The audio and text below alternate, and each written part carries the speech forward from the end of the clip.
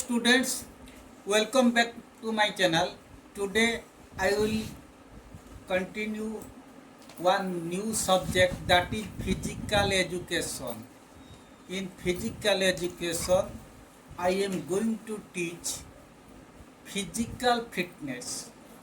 So this will be my first video in physical fitness.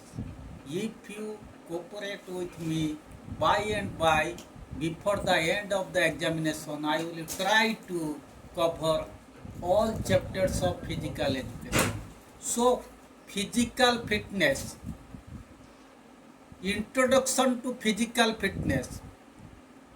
It is correctly said, a healthy mind resides in a healthy body. जिसका body healthy, इसका mind भी healthy. Okay, unless and until our body will not fit, our mind won't be fit. Body fit नहीं है तो mind भी fit नहीं है. Today's man's life is full of physical and mental stresses. This is obvious. Those stresses can be relieved only if one is physically fit, psychologically balanced, and socially well adjusted. Okay? As the slogan of WHO goes, live most and serve the best. In this aspect, physical fitness can be described as the richest possession of human life. Okay?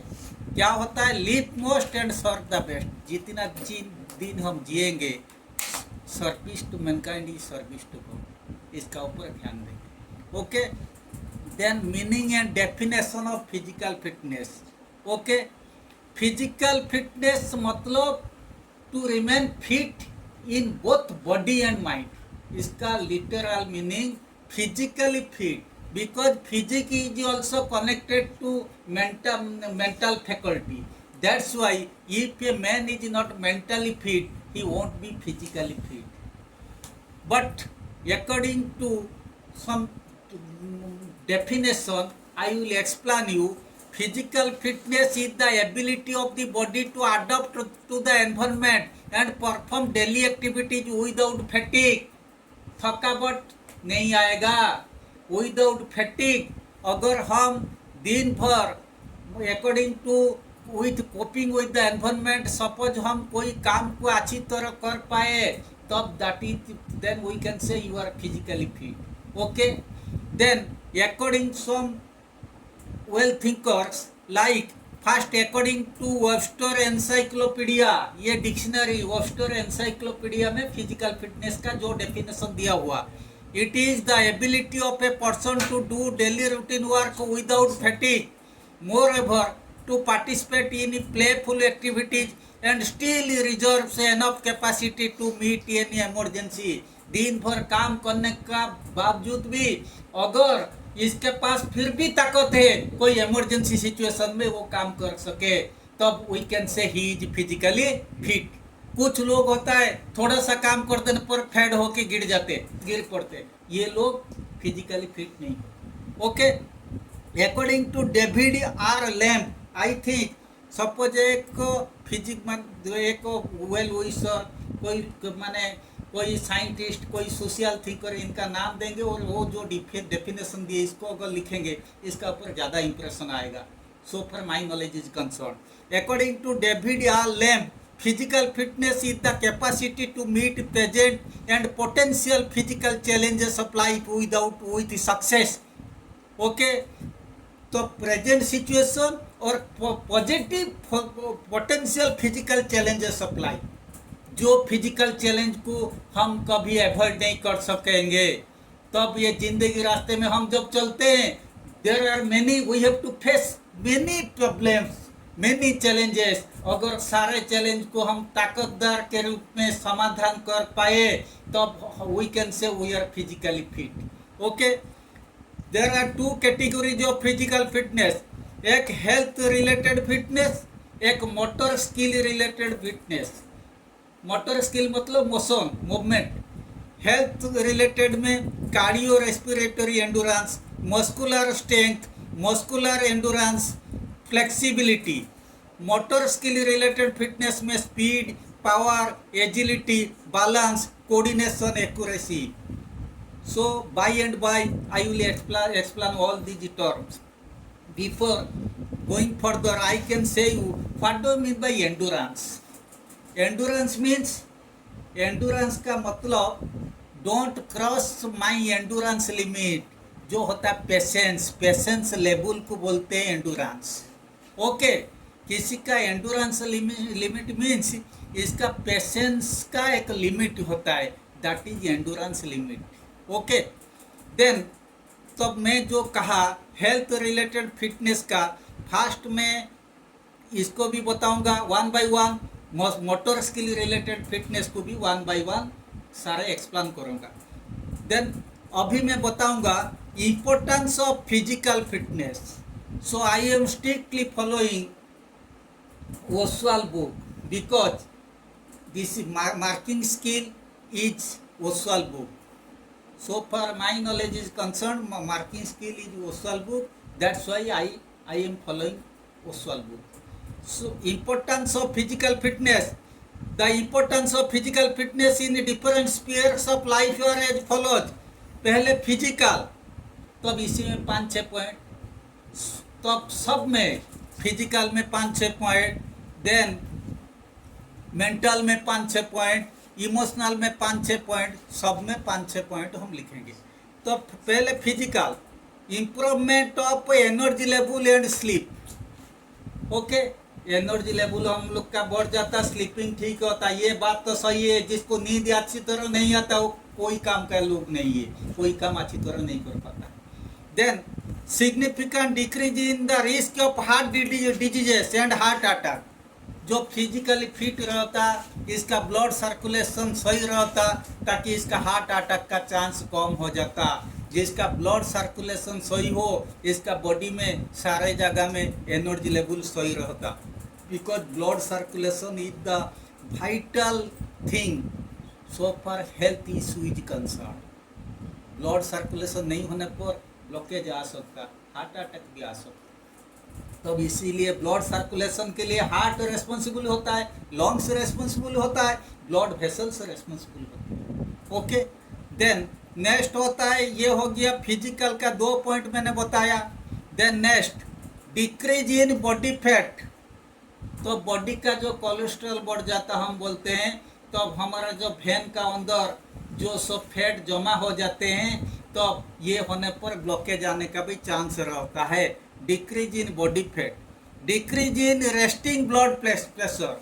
तो blood pressure एक साइस्टोल एक diastole होता है. तुम doctor के पास जाने पर वो बोलते हैं नॉर्मल ब्लड प्रेशर 120/80, लेकिन कभी कभी ज़्यादा हो जाता है, कभी कभी कम हो जाता. लेकिन वो रेस्टिंग स्टेज में अगर हम दौड़ेंगे उसी टाइम ब्लड प्रेशर ज़्यादा हो जाता.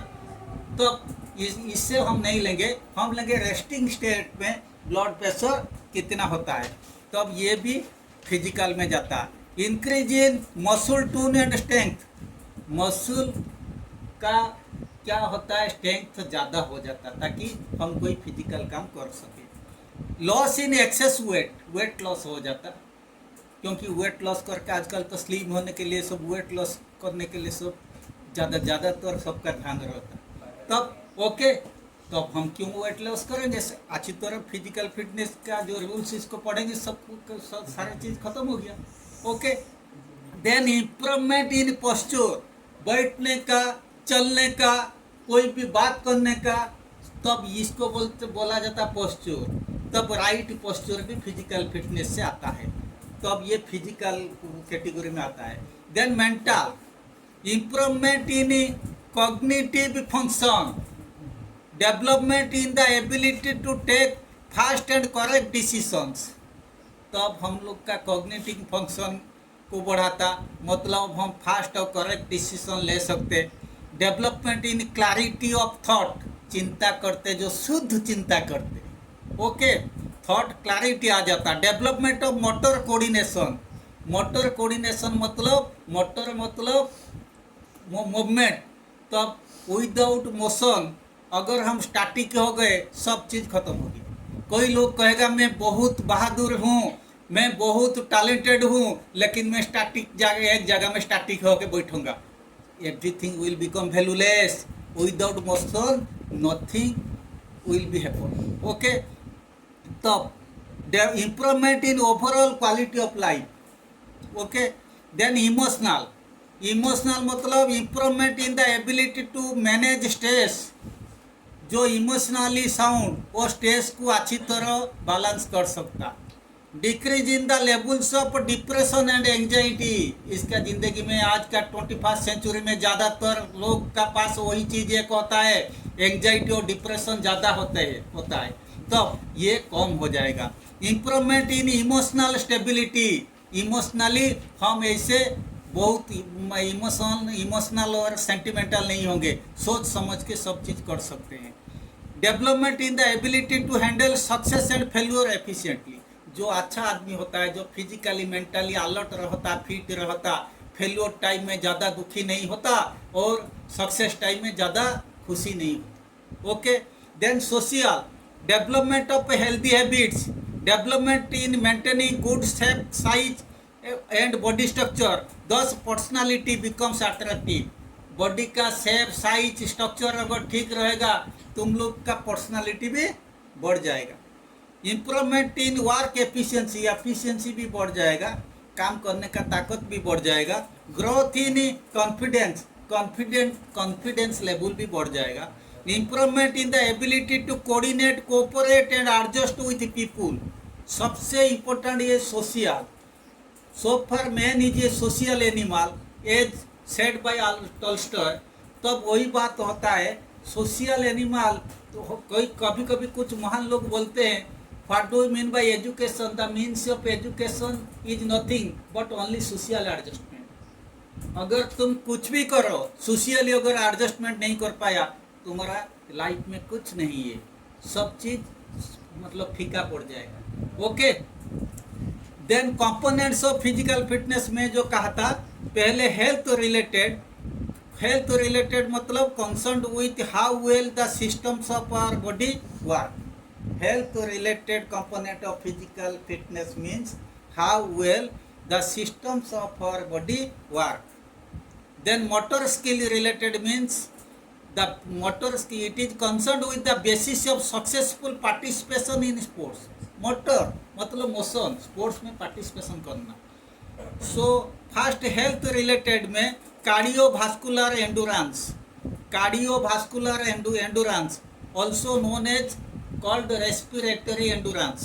It is the ability of the circulatory system, that is heart and blood vessels, to supply oxygen to our working muscles during exercise. हम एक्सरसाइज करने पर वर्किंग मसल के पास ऑक्सीजन पहुंचना, ये कार्डियोवास्कुलर एंडुरेंस का काम होता है. It is also called respiratory endurance. This endurance is helpful when the activity is done for a longer duration from moderate to high level of intensity.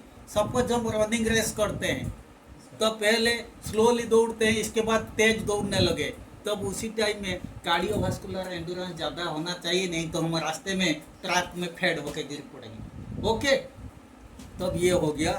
Then ये third point complete. Then fourth point, cardiovascular endurance is the ability of the heart, lungs and blood vessels to supply oxygen to our body tissue. Okay, the very important Cooper run test और Harvard setup test are commonly used to test to assess cardiovascular endurance. These are very important. Cardiovascular endurance के लिए कौन सा test होता है?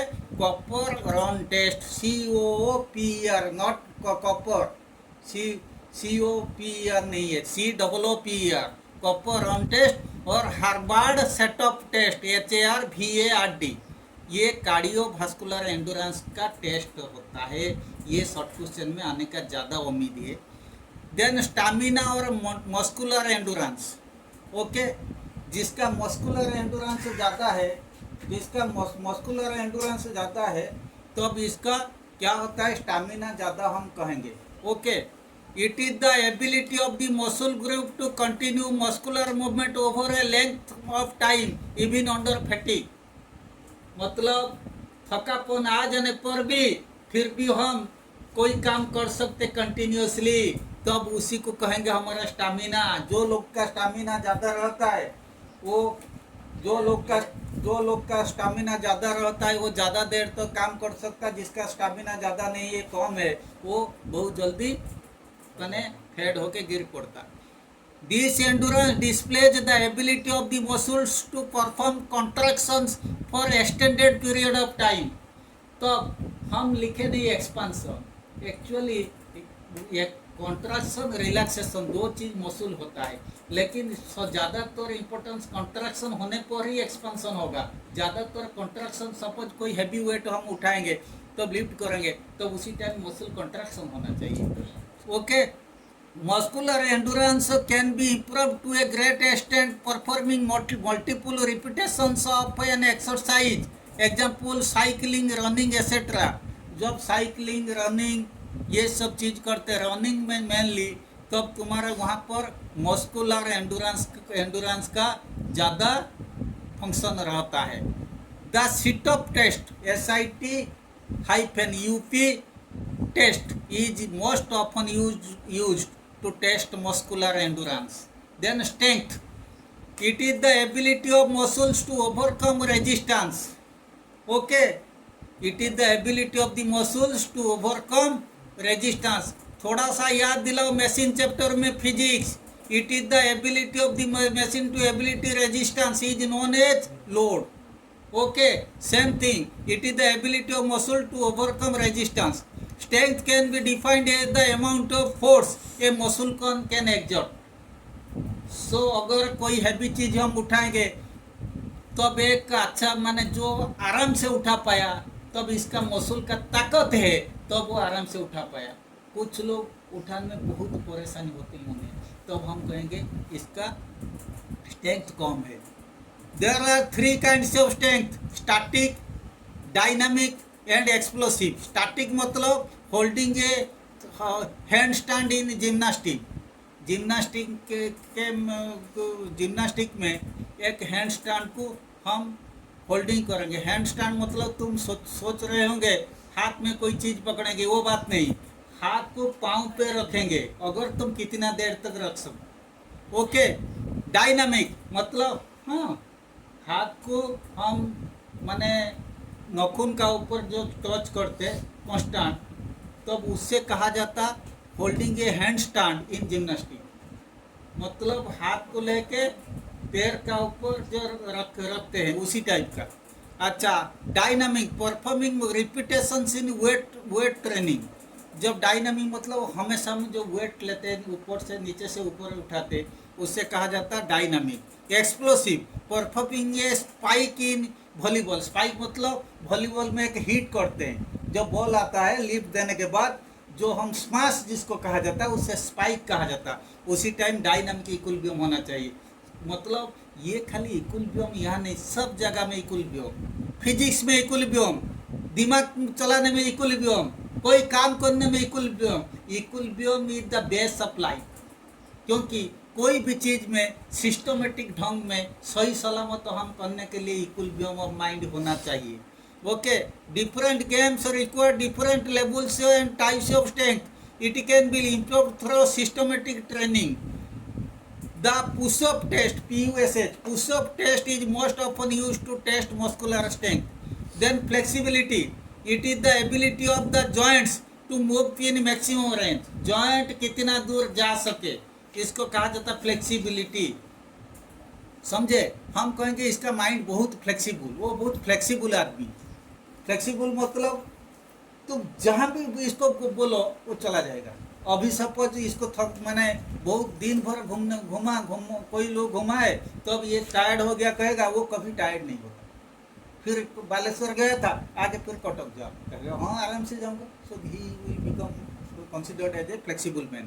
It is the ability of the joints to move in maximum range.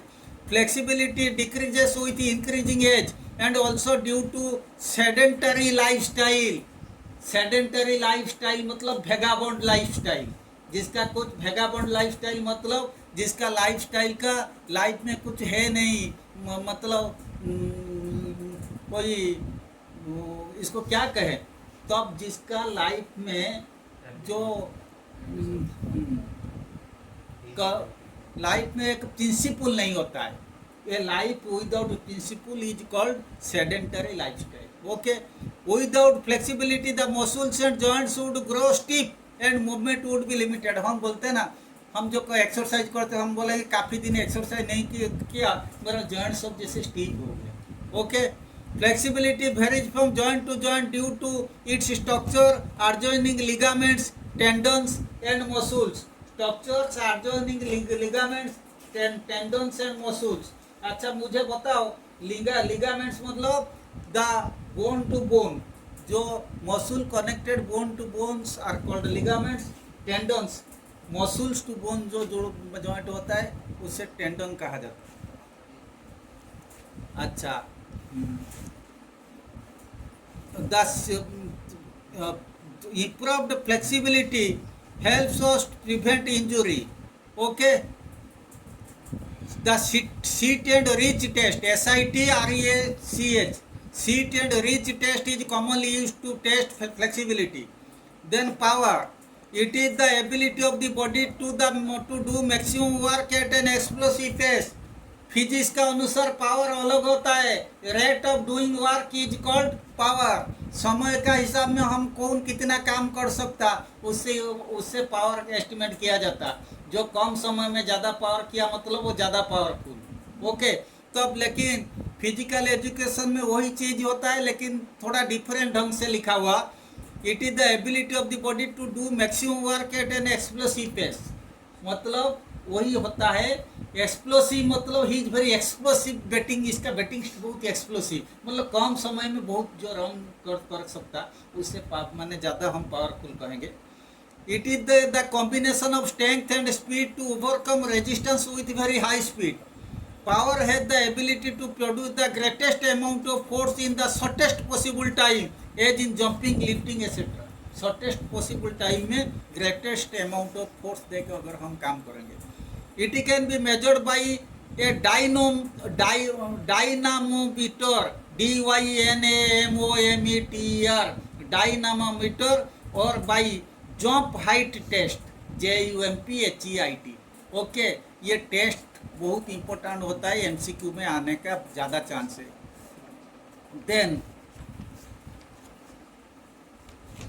Then speed, it is the ability to move all parts of the body as quickly as possible. हम बोलते हैं वो बहुत, इसका पढ़ाई बहुत स्पीड होता है, वो बहुत स्पीड मैथ सॉल्व कर माने समाधान कर सकता, तब वो उसे स्पीड कहा जाता. क्विकली कोई काम करने पर वो स्पीड उसे कहा जाता. It is also described as the distance travelled per unit time. में साइंस का चीज आ गया, मतलब distance travelled per unit time. जो दो एथलीट रनिंग करते, जो कम समय में माने ज़्यादा दूर माने कवर कर लिया, उससे कहेंगे, हम कहेंगे इसका स्पीड ज़्यादा है. Speed is basically dependent on heredity but can be improved through proper training. Heredity का ऊपर डिपेंड करने पर भी, प्रॉपर ट्रेनिंग देने पर स्पीड माने ये इसको भी गेन कर सकते. It is one of the important component of for sprinting. Sprinting मतलब running. And also required for fast response skills in games and sports. जो गेम्स स्पोर्ट्स में फास्ट रेस्पॉन्स चाहिए, वहाँ स्पीड होना चाहिए. तुम देखो, एक टाइम था during 60s, India was the main hockey queen in world Olympic. अभी देखो, अभी सब उल्टा हो गया, क्योंकि ये कोई इंडियन हॉकी प्लेयर कोई स्पीड नहीं खेलते, वो खाली डिफेंसिव सिस्टम खेलते. आजकल सब चीज स्पीड होना चाहिए. बैटिंग जो आया बहुत कम समय में 2 सेंचुरी माने हिट करके चला गया, तो वो टीम जीतेगा. लेकिन कुछ प्लेयर होते 2 दिन तो खड़े रहते और 100 भी नहीं करते. ये तो फेल्यूर का स्वाद वो जरूर लेंगे, क्योंकि आजकल ज़माना में सारे चीज़ स्पीड का ऊपर डिपेंड करता. कौन कितना स्पीड क्या कर सकता, इसका ऊपर इसका एफिशिएंसी डिपेंड करता. There are 3 types of speed. Reaction speed, इसका ऊपर ध्यान दें. Reaction speed, acceleration speed, movement speed और लोकोमोटर एबिलिटी. देखो, रिएक्शन स्पीड मतलब हम जो रनिंग करते हैं on your march set go, तो उसी टाइम में इसका Newton third law every action is an equal and opposite reaction. On your march बोलने पर तुम पैर को जो पीछे खींचेगा तो इसका मतलब तुम आगे बहुत फोर्स में आगे जा सको। ओके, तो उससे बोलते हैं fast reaction to bring body into action is known as reaction speed. Then acceleration speed, how quickly an athlete can increase the velocity of his motion. तो मतलब velocity by time is called acceleration. तब कम समय में कौन ज़्यादा speed में जा सकता है इसको कहेंगे acceleration speed. Then movement speed और locomotor ability, time taken by the initiation and completion of the movement. तब ये तो एक हो गया स्टार्टिंग स्पीड, उसी को क्या कहेंगे रिएक्शन स्पीड। इसके बाद एक्सीलरेशन स्पीड, कितना जल्द काम खत्म हुआ इसको बोलेंगे एक्सीलरेशन स्पीड। तब हम स्टार्टिंग और फिनिशिंग इनका अवधि जो होता है टाइम पीरियड, तब कितना जल्दी कौन कर दिया उसी को हम बोलेंगे लोकोमोटर एबिलिटी और movement speed. Actually movement speed का ऊपर ही विचार करके हम माने जीता पट दिया जाता कोई एथलीट को, कौन किसी का मूवमेंट स्पीड माने बहुत कम समय में स्टार्टिंग और फिनिशिंग टाइम जो अवधि जिसका कम रहेगा वो विनर रहता है। ओके, देन कोऑर्डिनेशन, हाँ, speed can be measured through reflex test, short sprint test etcetera. ये सब देखो तुम बच्चों ज़्यादातर ये समझते नहीं, खाली याद रख देते, अरे रिफ्लेक्स टेस्ट क्या होता है, खाली तो याद रखेंगे।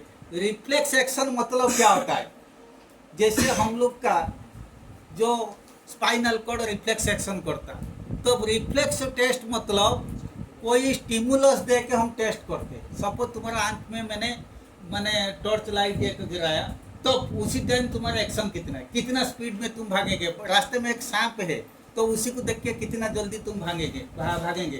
तो अब इसका ऊपर this is a reflex test. Then short sprint test, sprint मतलब रनिंग में शॉर्ट डिस्टेंस, तो किसी को रनिंग करने के जो ट्रेनिंग कैंप में या तो जो ट्रेनर वो 5 प्लेयर को बुला दिया और सबको बोलेगा तुम ये 25 मीटर रनिंग करके जाओ, जो जल्दी आएगा तो अब ये फास्ट है, तो अब उससे कहा जाता है short sprint test. Okay, speed को मापने के लिए शॉर्ट स्प्रिंट टेस्ट या रिफ्लेक्स टेस्ट। देन कोऑर्डिनेशन, हम तो बार बार बोलते हैं देखो coordination, you should have coordination and cooperation with each other, ये चीज़ हम जानते हैं। तब यहाँ पे so for physical education is concern, यहाँ coordination of body work at a time सब होना चाहिए। इसका मतलब हम बॉलिंग करेंगे, हमारे फिंगर के साथ कोऑर्डिनेशन होना चाहिए, हमारे रिस्ट के साथ हमने तो हैंड के साथ बॉडी। ओके, बॉडी का पोस्चर ये भी होना चाहिए। पोस्चर का मतलब हम जो बॉल है स्पेस बॉल फेंकने पर थोड़ा ज़्यादा बैंड नहीं होंगे, स्पिन होने पर इसका जो पोस्चर अलग होता है तो भी इसका ऊपर होता है, उससे कहा जाता है coordination. All parts of body are interlinked, तो if one part will work then other part should work simultaneously, तो this is the coordinating activity. It is the ability to carry out a series of movement or motor tasks smoothly and efficiently. Okay, जैसे agility अलग होता है, agility होता है, agility is the property of the body और body part to change direction quickly. Direction हम quickly जो change करेंगे उसे एजिलिटी कहा जाएगा।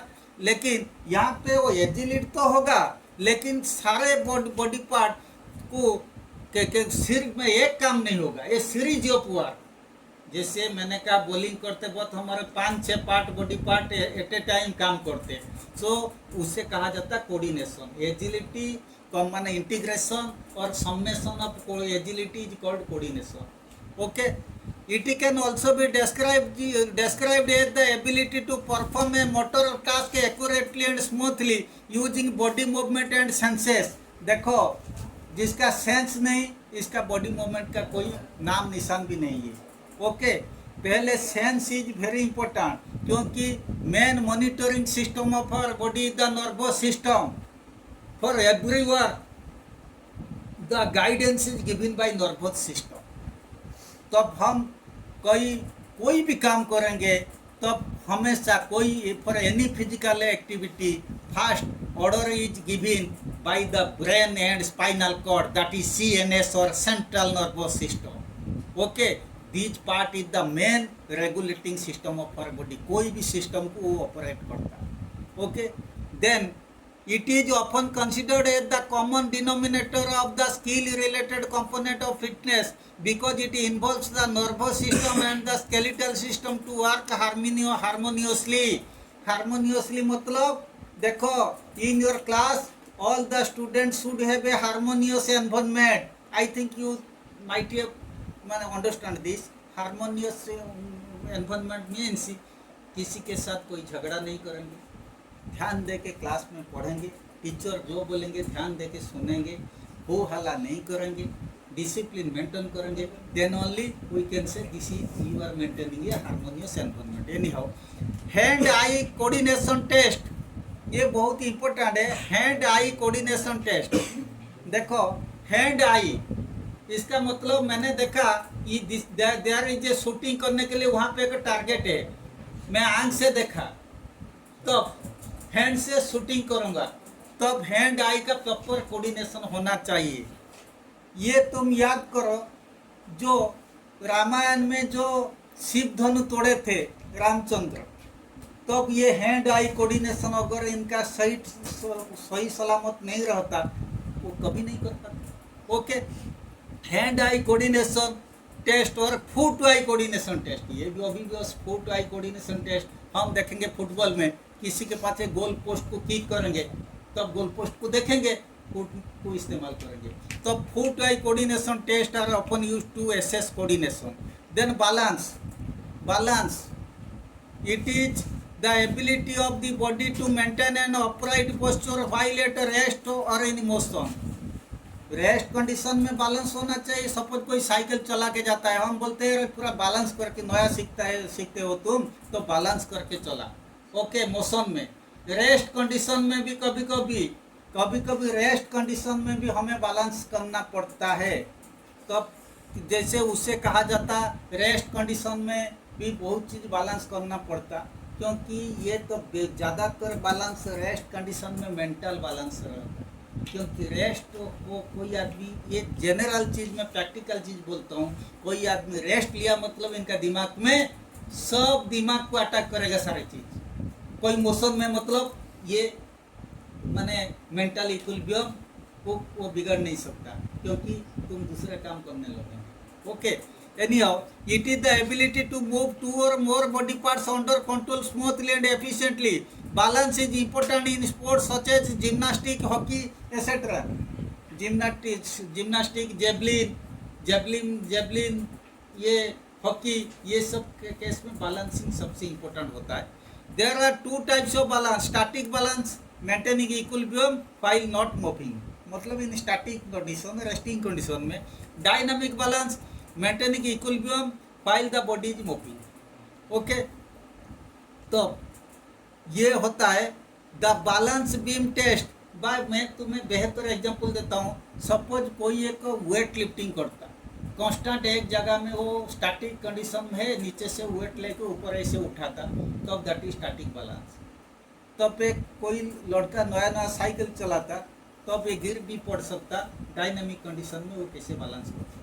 तब जिंदगी रास्ते में भी वही होता है। So for our motion is concern, life is full of ups and downs, there will be thousands of hurdles you have to face in the way of life. So हर एक जगह में हमें बैलेंस करना पड़ता है, इसका ऊपर ध्यान दिया जाए। The beam balance test is a test method used to measure balance. Okay, then next one accuracy. it is the ability of the body or body part to control movement in a given direction or at a given intensity. Accuracy also implies the ability of an athlete to hit the target to nearly 100% perfection. जो accuracy मतलब he is very accurate. जब हम cricket में क्या करते, जो time का ऊपर जो होता है, कोई बॉल आया तब टाइम मेजरमेंट करके जो बैट को अटैचमेंट किया जाता बॉल के साथ, वो बॉल ठीक ठाक वो छक्का चौका हो सकता। तो ठीक टाइम पर बॉल बैट संजोग होना चाहिए, ये हमेशा इसका ऊपर ध्यान देते हो batsman. In the realm of sports, accuracy is a vital component of action such as passing, shooting, aiming.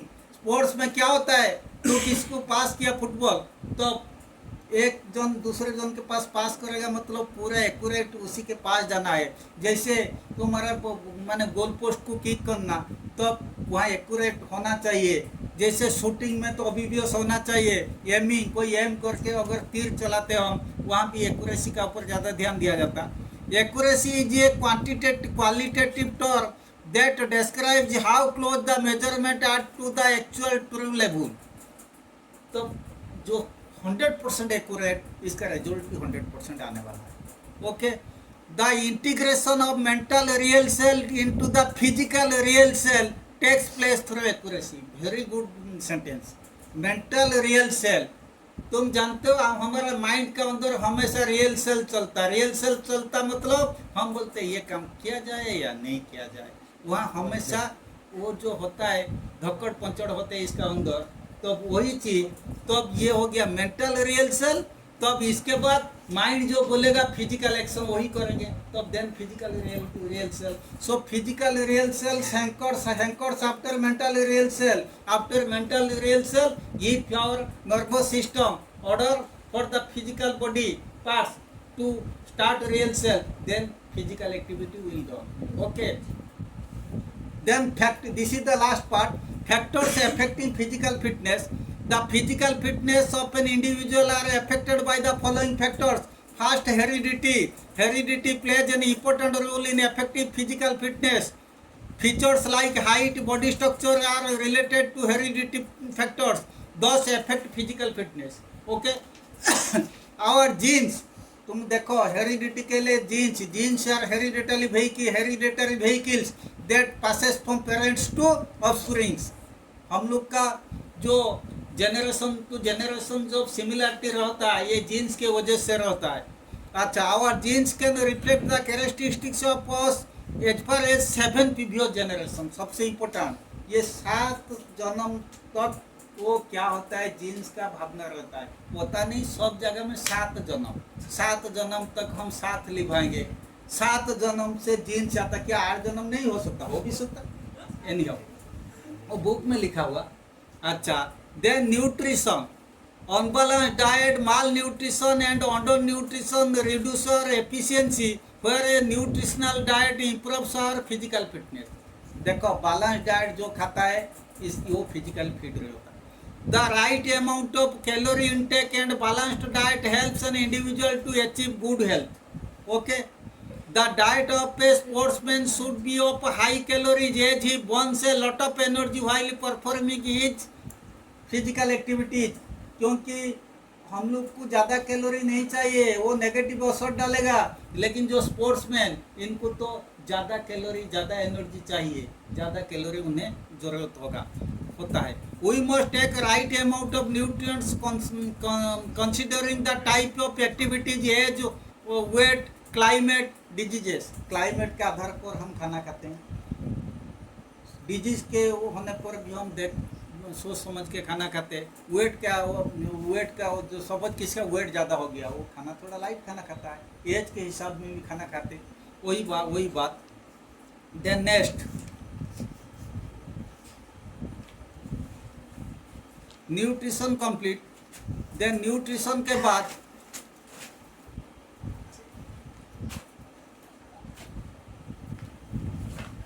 Environment.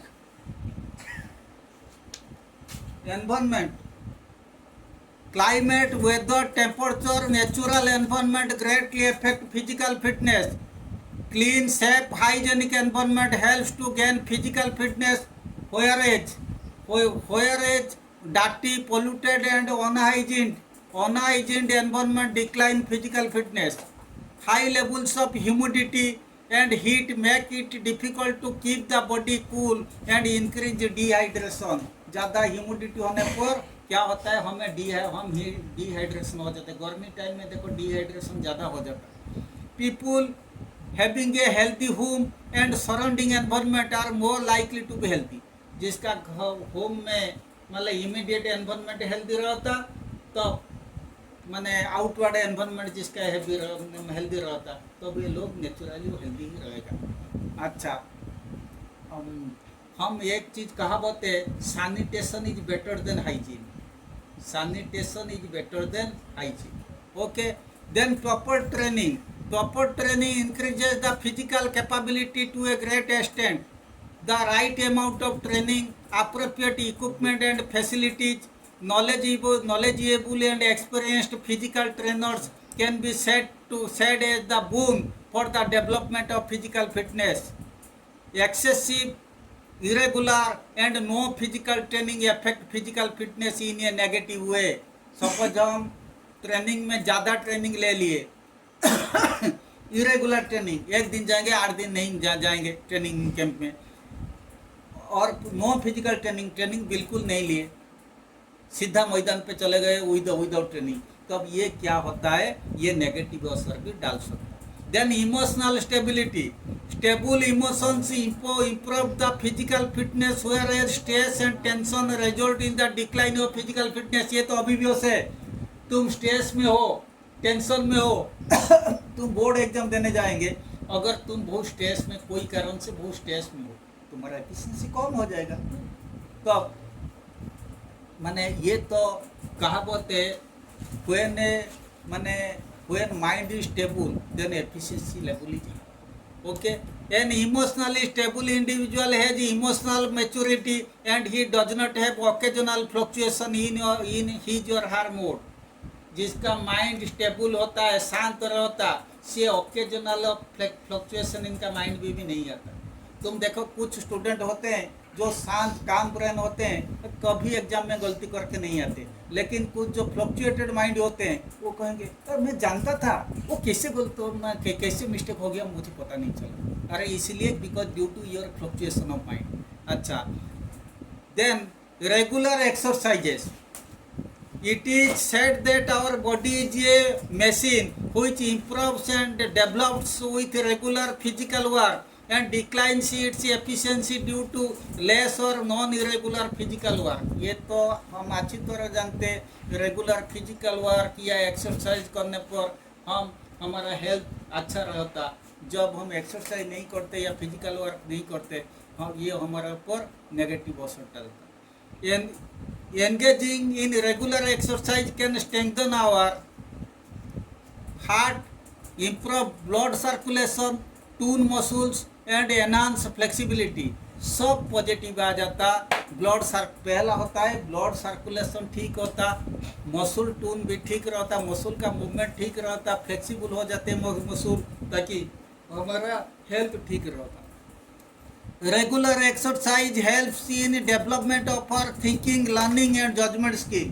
देखो कई लोग अगर मॉर्निंग वॉक, जो मॉर्निंग टाइम में वॉकिंग में जाते हैं, आते वक्त इनको एक तुम सजेशन मांगो, वो सही सलामत सजेशन देंगे, क्योंकि वो पूरा शांत ब्रेन रहते हैं, क्योंकि इसका मेन होता है ब्लड सर्कुलेशन। फ्रेश एयर वो लिए हैं, इनका ब्लड सर्कुलेशन तब ठीक रहता। वो जो भी डिसीजन लेंगे, जो भी कहेंगे, पूरा शांत होकर कहेंगे। तुम कभी नहीं देखा होंगे कोई मॉर्निंग वॉक से आके बहुत नाराज होकर, गुस्सा होकर कुछ बात करता है, बहुत कम, रेयर केस होता है। Then lifestyle. This is last point. Lifestyle is the pattern of behavior or the way an individual typically lives। ये तो लाइफस्टाइल, हम कैसे सोसाइटी में लोगों के साथ कैसे व्यवहार करते हैं। Lifestyle accounts for the choices that an individual makes that help to determine his health or life span। जिसका लाइफस्टाइल अच्छा है तो इसका लाइफ स्पान भी ज़्यादा हो सकता ज़्यादा जरूरी होगा। Regular physical activity, taking balance diet and avoiding harmful habits are some of the aspects included for good lifestyle. तो physical activity, regular exercise, balance diet, avoiding harmful habit, मतलब जैसे हम ड्रिंकिंग करते, स्मोकिंग करते, ये सब नहीं करना चाहिए। अगर ये नहीं करने पर हमारा लाइफ स्पान बढ़ेगा, हम भी हेल्दी रहेंगे। Drugs, alcohol, smoking etcetera reduce the physical fitness and wellness to a great extent. जो हम ड्रग्स लेते, अल्कोहल लेते, स्मोकिंग करते, ये लोगों का हेल्थ तो अच्छा नहीं रहता, इनका लाइफ स्पान भी कम हो जाता। So this lesson totally according to syllabus I completed. You try to go through the lesson and will, I hope you will be benefited from this portion. With this I remain. Thank you. Thank you very